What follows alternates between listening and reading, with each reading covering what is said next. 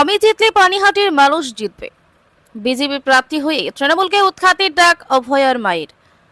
বঙ্গে ভোট যুদ্ধের মধ্যেই তৃতীয় দফার প্রার্থী তালিকা প্রকাশ করলো বিজেপি। পানিহাটি আসন থেকে আরজিকর হাসপাতালে নির্যাতিতার মাকে এবার প্রার্থী করে চমক দিল বিজেপি। পানিহাটি আসন থেকে এবার অভয়ার মা বিজেপি প্রার্থী হয়ে তৃণমূলকে উৎখাতের ডাক দিলেন। সংবাদ মাধ্যমের মুখোমুখি হয়ে তিনি বলেন, আমার জয় মানে পানিহাটিবাসীর জয়। বিচার একদিন ঠিকই পাবই। রাজ্যের নারীরা সুরক্ষিত নয়, সেই আওয়াজ আমি তুলে ধরব। কারোর বিষয়ে আমি কিছুই বলতে চাই না, তবে রাজ্যে নারী নির্যাতন সেই আওয়াজ তুলব। ব্যুরো রিপোর্ট, বাংলার কণ্ঠ। আমি প্রার্থী হয়েছি, এটা আমার কাছে অনেক যন্ত্রণার, অনেক কষ্টের, অনেক বেদনার, কিন্তু আমি পদ্মফুল চিহ্নে এসেছি। এটা পানিহাটির বাসীর জয় হবে।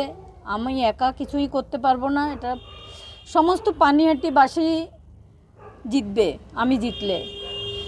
এই অনেকগুলো দিন ধরে যারা প্রতিবাদ করতেই ভুলে গেছিল, আমি তাদের হয়ে প্রতিবাদটা করব, কিন্তু জিতবে তারাই, যারা পানিহাটিবাসী সমস্ত অধিবাসীবৃন্দ।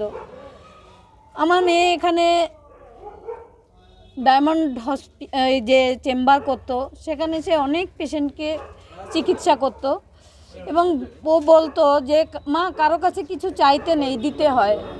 সেই জায়গাটা থেকে ও ডাক্তার ছিল, যেমন পরিষেবা দিত, আমি তো সেটা পারবো না।